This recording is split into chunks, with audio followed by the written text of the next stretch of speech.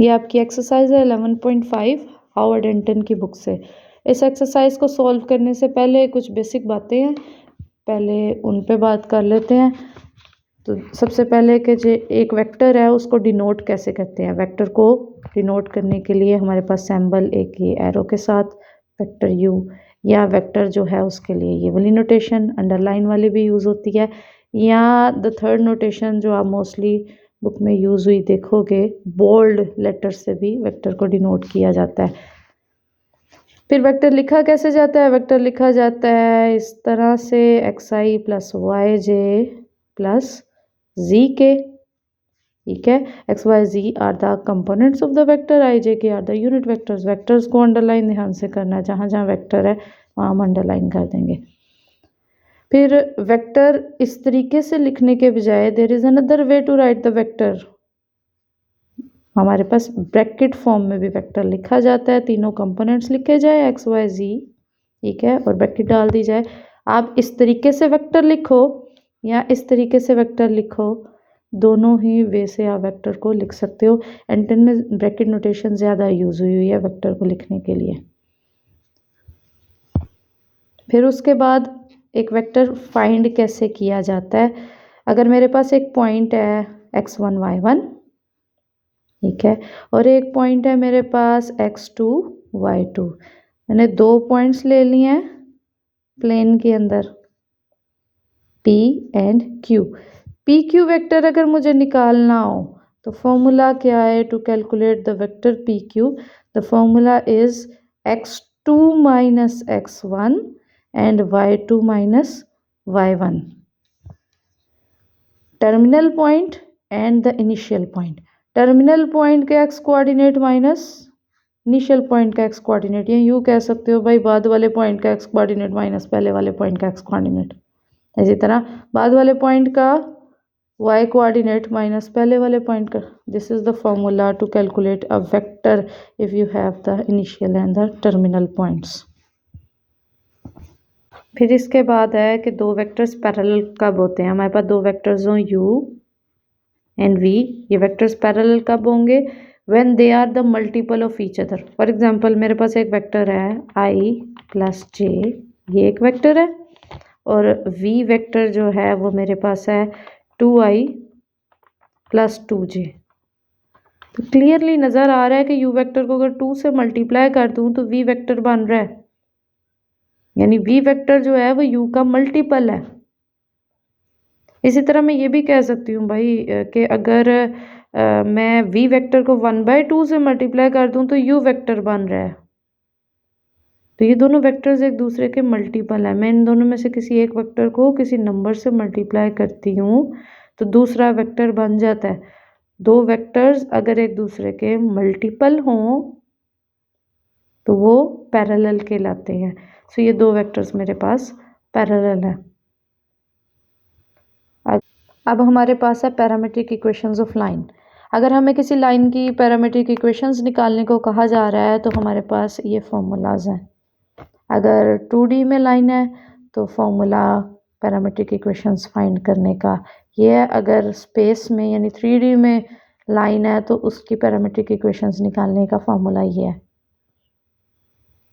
ये फार्मूलों के लिए हमें चाहिए क्या, हमारे पास अगर फॉर एग्जांपल मैंने इस लाइन की इक्वेशन निकालनी है, इस लाइन की पैरामीट्रिक इक्वेशन निकालनी है, तो कहता है इसके बारे में आप इस लाइन के बारे में आपको दो इन्फॉर्मेशंस पता होनी चाहिए, दो इन्फोस पता होनी चाहिए। वो क्या, एक तो इस लाइन का कोई सा एक पॉइंट आपके पास हो, लाइन का कोई सा एक पॉइंट आपको पता हो, और इस लाइन के पैरेलल वेक्टर आपको पता हो, इस लाइन के पैरेलल कोई सा एक वेक्टर आपको पता हो, ठीक है। ये जो ए बी हैं ये कंपोनेंट्स ऑफ वेक्टर है, x naught y naught point है, तो हमें पॉइंट पता होगा, हम एक्स नोट वाई नोट की जगह डाल देंगे। कंपोनेंट्स पता होंगे वेक्टर के तो ए बी की जगह डाल देंगे, हमारे पास पैरामीट्रिक इक्वेशंस ऑफ लाइन आ जाएगी। सेम इसी तरह अगर लाइन हमारी 3D में हुई तो हमारे पास x naught y naught z naught point है, कोऑर्डिनेट्स हैं, and a b c components हैं हमारे पैरेलल वेक्टर के। सो पैरामीट्रिक इक्वेशंस जब भी निकालनी हो किसी लाइन की तो हमें उस लाइन दो इन्फॉर्मेशंस पता होनी चाहिए। वो दो इन्फॉर्मेशंस क्या है? उस लाइन का कोई सा एक पॉइंट आपके पास पता होना चाहिए और उस लाइन के पैरेलल आपके पास एक वेक्टर होना चाहिए। वेक्टर और पॉइंट, ये दो चीज़ें आपके पास होनी चाहिए, फिर आप लाइन की पैरामीट्रिक इक्वेशंस बता सकते हो। सबसे पहले हमारे पास एक्सरसाइज का ये क्वेश्चन है, कहते हैं find the parametric equations of the line through this point and that is parallel to this vector.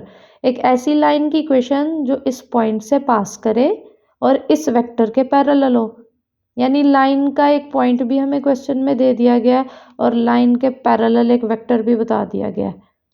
तो हमें यही दो इन्फॉर्मेशन तो चाहिए पैरामीट्रिक इक्वेशंस लिखने के लिए, एक उस लाइन का पॉइंट और एक उसके पैरेलल वेक्टर चाहिए। सो ये मेरा x0 y0 z0 है और ये मेरा ABC है। फॉर्मूला लिखा आपने पैरामीट्रिक इक्वेशंस ऑफ लाइन का, उसमें x1 y1 z1 की वैल्यूज डाल दी, 2 - 1 5, और ABC ये मेरे कंपोनेंट्स हैं वेक्टर्स के, -1 2 7 ये वैल्यूज डाली, मेरे पास आंसर आ गया। फिर t जो है ये पैरामीटर है। फिर इसी तरह आप क्वेश्चन नंबर 5 देखो। क्वेश्चन नंबर 5 में भी यही कहा गया है कि कैसी लाइन की parametric equation that is passing through this point and that is parallel to this vector. So formula आपने अगेन लिखा पैरामीट्रिक इक्वेशन ऑफ लाइन का, उसमें आपने ABC की वैल्यूज डाली, तीनों का x0 y0 z0 की वैल्यूज डाली, आपके पास इक्वेशन ऑफ लाइन आ गई। अब आपके पास ये क्वेश्चन है, क्वेश्चन की स्टेटमेंट है find the parametric equations for the line through the point P1 and P2। P1 और P2 से गुजरने वाली जो लाइन है उसकी पैरामीट्रिक इक्वेशंस निकालो। यानी ऐसी सिचुएशन दी हुई है, आपके पास दो पॉइंट्स हैं P1 P2, इन दोनों पॉइंट से जो लाइन पास हो रही है उसकी पैरामीट्रिक इक्वेशंस निकालो। नाउ अभी बात हुई थी किसी भी लाइन की पैरामीट्रिक इक्वेशंस निकालनी है तो उसके बारे में आपको दो इन्फॉर्मेशंस पता होनी चाहिए। एक उस लाइन का एक पॉइंट, कोई सा एक पॉइंट, मेरे पास फिलहाल दो हैं तो किसी भी एक पॉइंट को मैं यूज़ कर लूँगी। सो मेरे पास एक पॉइंट है लाइन का। दूसरी इन्फॉर्मेशन, इस लाइन के पैरेलल वेक्टर पता होना चाहिए। देखें अगर मैं वेक्टर P1 P2 निकाल लूँ, जिस वेक्टर P1 P2 निकाल लूँ तो वेक्टर P1 P2 इस लाइन के पैरेलल है, दोनों एक दूसरे के पैरेलल है लाइन और P1 P2। सो अगर मैं P1 P2 निकाल लूँ तो मुझे इस लाइन के एक पैरेलल वेक्टर भी मिल जाएगा। सो पॉइंट भी हो गया, इस लाइन का पैरेलल वेक्टर भी आ गया, तो हम पैरामीट्रिक इक्वेशंस लिख पाएंगे। तो इस तरीके से क्वेश्चन किया गया है। पहले वेक्टर निकाला गया P1 P2, कैसे निकालना है? फॉर्मूले से x2 - x1, y2 - y1 and z2 - z1, आपका वेक्टर कैलकुलेट हो गया। नाउ फॉर्मूला लिखा पैरामीट्रिक इक्वेशन ऑफ लाइन का, इनमें से किसी एक पॉइंट को आपने लाइन के पॉइंट के तौर पे यूज़ करना है। मैंने ये वाला पॉइंट यूज़ किया हुआ है, आप दोनों में से जो मर्जी यूज़ कर सकते हैं। यहाँ x1 y1 z1 पॉइंट्स की जगह उसके कोऑर्डिनेट्स डाल दिए एंड ABC की जगह वेक्टर के कंपोनेंट्स डाल दिए। सो आपके पास इक्वेशन ऑफ पैरामीट्रिक इक्वेशंस आ गई लाइन की। इसके बाद क्वेश्चन के दूसरे हिस्से में कहता है also find the parametric equation of the line segment joining those points. इन दोनों पॉइंट्स को ज्वाइन करने से जो लाइन सेगमेंट बन रही है इसकी भी पैरामीट्रिक इक्वेशंस निकालो। सो लाइन सेगमेंट की कैसे निकालनी है? Line segment by the way वो लाइन का पार्ट होता है जिसके एंड पॉइंट्स होते हैं। ना निकाला कैसे गया? देखो ये जो पॉइंट है इस लाइन का, सो इस लाइन की इक्वेशन को सेटिस्फाई करेगा। आपने इस लाइन के अंदर x की जगह 5 डाला, y की जगह -2 डाला, z की जगह 1 डाला, तो आपके पास t का आंसर 0 के बराबर निकल आएगा। यहाँ देखें अगर मैं x की जगह 5 डालती हूँ 5 5 कट जाएगा, -3t = 0 आ जाएगा, जहाँ से मेरे पास t की वैल्यू 0 आ जाएगी। इसी तरह दूसरा पॉइंट जो है वो भी लाइन की इसी लाइन का है, ये दोनों पॉइंट इसी लाइन के थे। सो दूसरा पॉइंट डाला, उससे मुझे t की वैल्यू मिली 1। इन तीनों कोऑर्डिनेट्स को इसमें सेटिस्फाई करवा रहे हैं। सो t की वैल्यू मिली 1। इसका मतलब P1 पॉइंट पर टी की वैल्यू 0 रह रही थी P2 पर, टी की वैल्यू 1 रह रही है। इसका मतलब टी जब 0 और 1 के दरमियान में था उस वक्त ये लाइन सेगमेंट ड्रा हुई है। सो लाइन सेगमेंट की इक्वेशन क्या हो गई? वही इक्वेशन जो ऊपर लिखी है, where t is in between 0 and 1। जब मेरा टी 0 और 1 के दरमियान में होगा तो लाइन सेगमेंट P1 P2 बनेगी। यहाँ समझने की बात यह है कि ये जो पैरामीट्रिक इक्वेशंस है लाइन की, इसमें टी का आंसर 1 रखूँगी तो एक पॉइंट आ जाएगा। इसी तरह टी की वैल्यू अगर मैं वेरी कराऊंगी ना तो मेरे पास लाइन के मुख्तलिफ पॉइंट्स आते जाएंगे। तो टी का जब 0 आने पर या 1 आने पर जो मेरे पास पॉइंट्स हैं उनके दरमियान में बनने वाली लाइन सेगमेंट, जब टी मेरा 0 और 1 के दरमियान में लाई करेगा उस वक्त ये मेरे पास लाइन सेगमेंट की इक्वेशन है। ये मेरे पास बी पार्ट है, बिल्कुल वैसे ही है जिस तरह पार्ट नंबर ए है। पहले P1 P2 वेक्टर फाइंड किया गया, उसके बाद पैरामीट्रिक इक्वेशंस लिखने के बाद मेरे पास पैरेलल वेक्टर जो है उसके कंपोनेंट्स डले, x1 y1 z1 पॉइंट डला, मेरे पास पैरामीट्रिक इक्वेशन ऑफ लाइन आ गई। चूँकि ये दोनों पॉइंट इस लाइन के हैं तो इसको सेटिस्फाई करवा के मेरे पास टी की वैल्यू, इसका मतलब वेरी कर रही है लाइन सेगमेंट बनते दौरान टी 0 से 1 तक जा रहा है। तो लाइन सेगमेंट की इक्वेशन जब टी 0 और 1 के दरमियान में रहेगा उस वक्त जो मेरी लाइन के जितने भी पॉइंट्स हैं वो मिलके मेरे पास लाइन सेगमेंट बना रहे हैं। सो लाइन सेगमेंट की हमारे पास इक्वेशन आ गई। एक जो लाइन है उसकी पैरामीट्रिक इक्वेशंस ये थी, x is equal to x naught plus a t, x naught की जगह x1 y1 पॉइंट आप नाम चेंज कर सकते हो, y is equal to y naught plus b t and z is equal to z naught plus c t. ये आपके पास पैरामीट्रिक इक्वेशंस थी लाइन की। इनको वेक्टर फॉर्म में लिखने लगे हैं, x y z। Vector form में ये कैसे लिखा जाएगा? x था x naught plus a t के बराबर, y naught plus b t and z naught plus c T.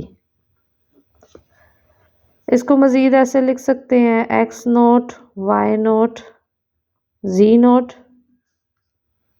Plus a t b t and c t. तो वेक्टर्स ऐड हों तो वापस यही बनता है, सो अलहदा कर लिए दोनों वेक्टर्स को। उसके बाद ऐसे लिखा जा सकता है, ये x naught y naught z note, T common ले लिया, बाहर निकाल दिया, आ गया ए बी सी। ओके, सो ये जो मेरे पास बनी है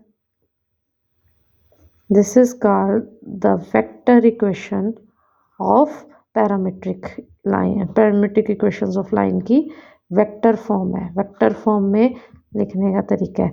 नाउ अब जो आपके पास अगला क्वेश्चन है, कहता है find the parametric equations of line. Line की पैरामीट्रिक इक्वेशंस निकालनी है जिसकी वेक्टर इक्वेशन आपको क्वेश्चन में दी गई है। वेक्टर इक्वेशन दी गई है, सो वेक्टर इक्वेशन आपके पास ये दी गई है।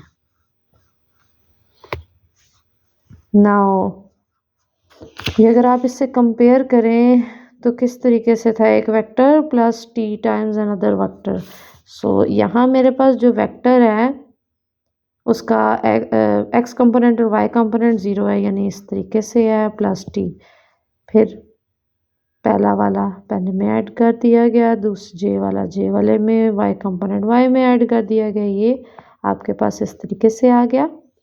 अब दो वेक्टर्स बराबर हों तो एक्स कंपोनेंट दोनों के बराबर होते हैं, वाई कंपोनेंट्स दोनों के बराबर होते हैं, जी कंपोनेंट दोनों। तो ये मेरे पास पैरामीट्रिक इक्वेशंस आ गई। पहले मैंने आपको पैरामीट्रिक इक्वेशन से वेक्टर इक्वेशन बनाना सिखाई है, अब ये वेक्टर इक्वेशन से पैरामीट्रिक इक्वेशंस बनी है, यानी इस वेक्टर को वापस से हल किया, हल करके कंपोनेंट्स आपस में कंपेयर किए तो आपके पास पैरामीट्रिक इक्वेशंस आ जाएंगी।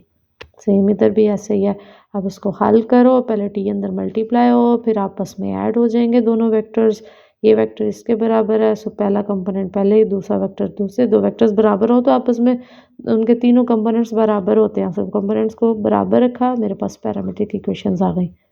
सो पैरामीट्रिक इक्वेशंस दी गई हो, कहा जाए वेक्टर इक्वेशन बनाओ, या वेक्टर इक्वेशन दी और कहा जाए पैरामीट्रिक इक्वेशंस फाइंड करो।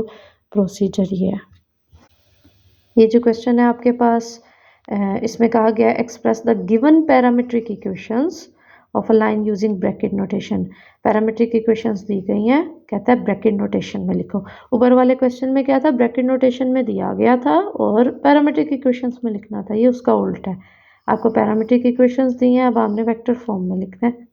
सो ब्रैकेट नोटेशन यूज़ की गई है, एक्स वाई जी की वैल्यूज़ डाली गई हैं, वेक्टर सेपरेट किए गए हैं, टी एक्सक्लूड किया गया है। तो ये मेरे पास vector equation bracket notation use करते हुए वेक्टर इक्वेशन आ गई। फिर कहता है आई जे के की शक्ल में भी लिखो।